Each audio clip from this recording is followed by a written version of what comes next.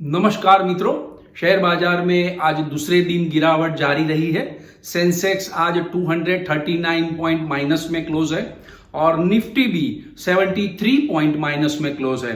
तो मित्रों, overall Sensex और निफ्टी बेस्ड स्टॉक्स में ही बिकवाली है और माइनस में क्लोज है। बाकी को सारे जो सेक्टरल इंडेक्स है वो प्लस भी है।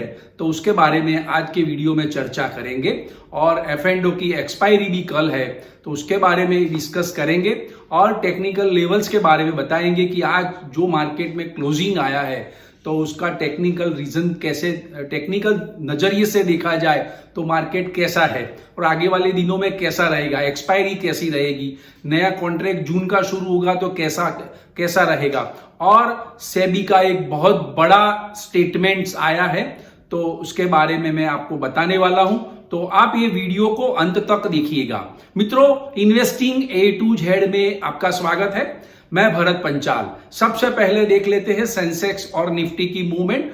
तो बॉम्बे स्टॉक एक्सचेंज का सेंसेक्स आज हल्की गिरावट के साथ खुला था 81,457 और सुबह में वो बढ़ के 81,613 की हाई बनाई और वहां से प्रॉफिट बुकिंग आने से 81,244 का लो बनाया और ट्रेडिंग सेशन के अंत में 81,312.32 पे क्लोज आया है, जो कल के मुकाबले 239.31 माइनस क्लोज है।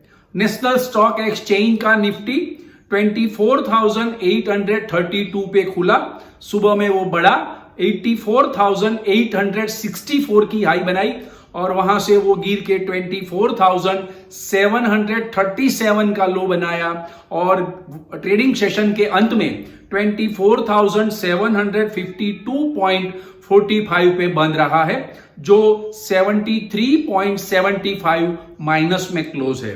बैंक निफ्टी आज प्लस में बंद है। बैंक निफ्टी आज 642 पॉइंट प्लस है और बैंक निफ्टी 55,417 पर क्लोज आया, बहुत ही मजबूत क्लोजिंग आया है। तो उसके बारे में देखा जाए, आज मित्रों देखा जाए तो मिड कैप इंडेक्स जो है वो फ्लैट क्लोजिंग है, स्मॉल कैप इंडेक्स है वो प्लस में है। आज डिफेंस और बैंक स्टॉक्स में काफी सारा बाइंग देखा गया, इसीलिए वो प्लस थे। FMCG, pharma, metal, IT stocks में बिकवाली देखी गई, इसीलिए वो माइनस में क्लोज रहे थे।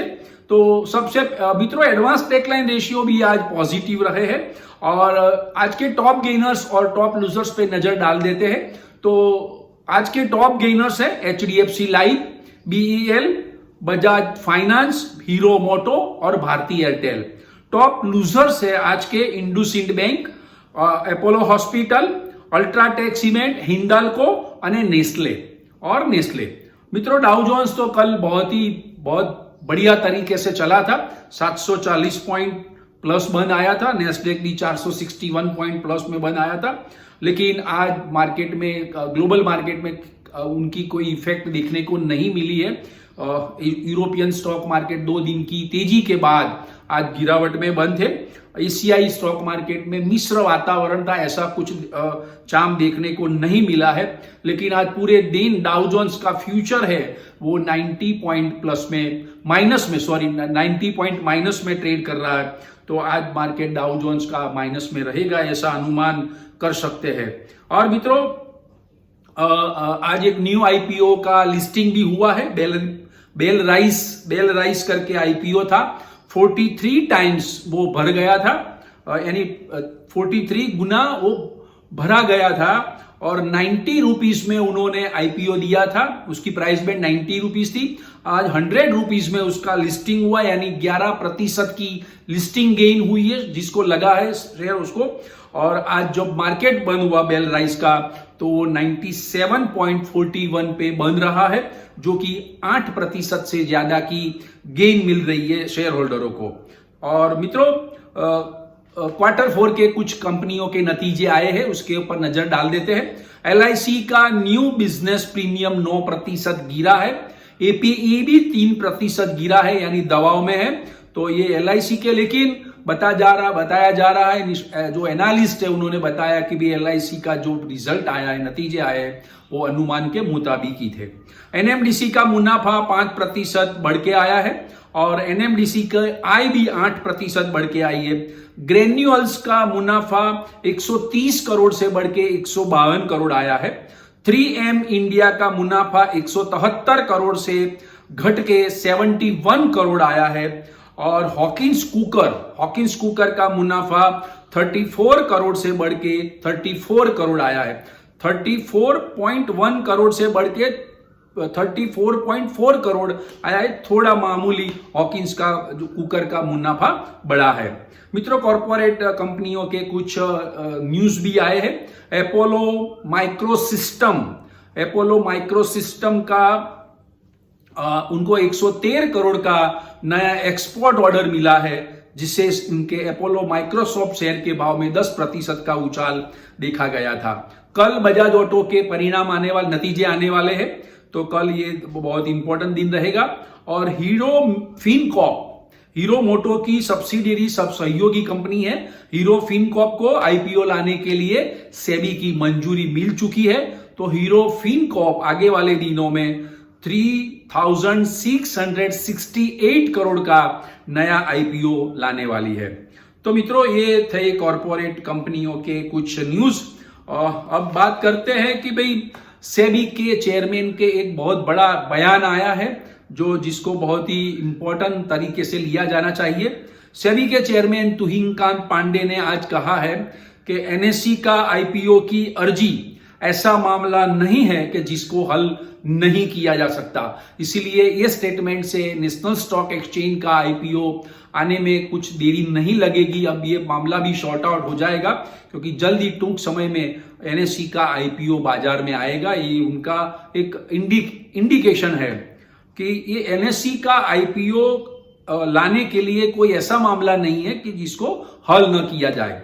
तो ये किसे निवेदन था। और दूसरा स्टेटमेंट उनका ये है कि मार्केट प्लेयर F&O को, फ्यूचर एंड ऑप्शन को कसिनो की तरह न समझे।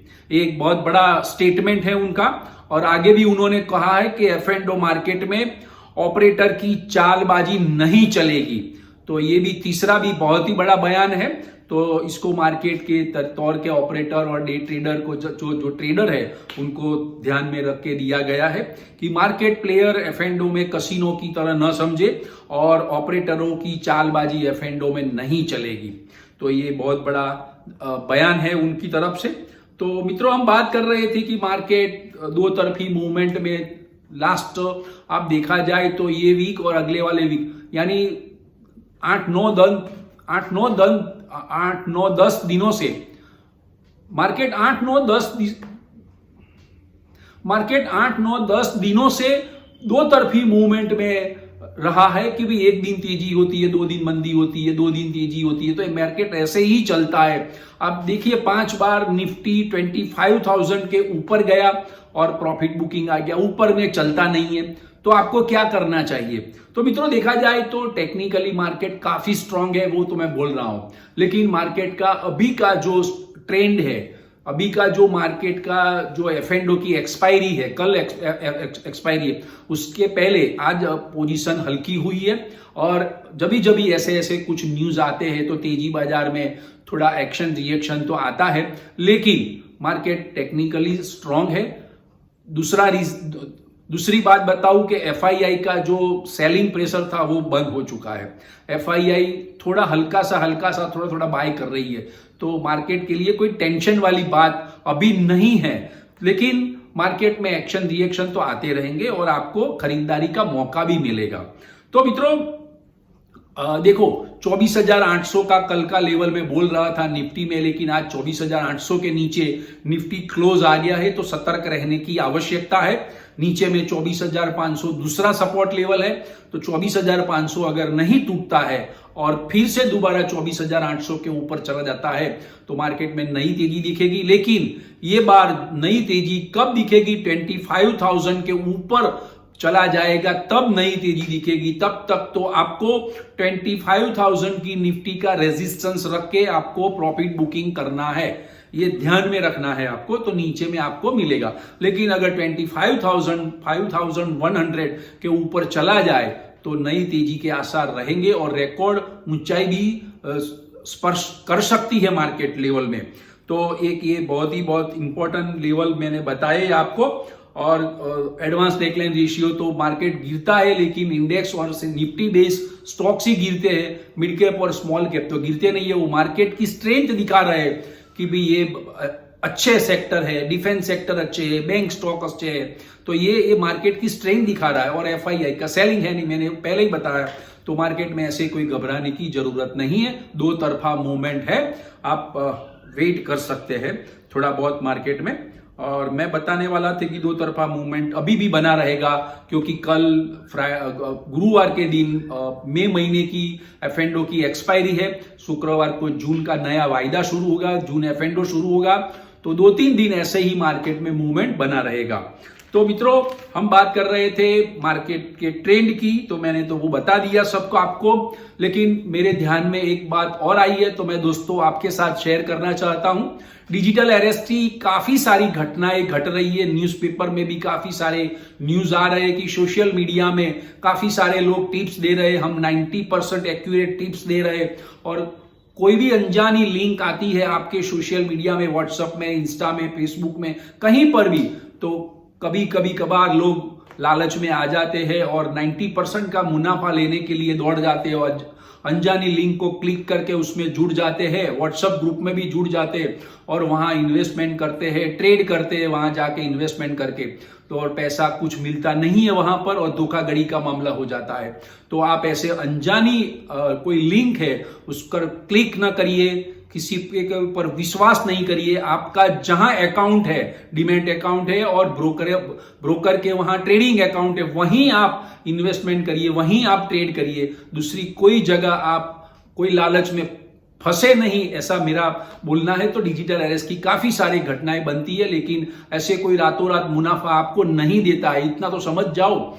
तो मित्रों, आज के वीडियो की इंफॉर्मेशन यहां खत्म करते हैं, नई जानकारी लेके कल मिलेंगे दोबारा। तो आज के वीडियो की इंफॉर्मेशन आपको पसंद आई है तो आप लाइक्स कीजिए, कमेंट्स कीजिए, शेयर कीजिए और सब्सक्राइब कीजिए। Thank you very much.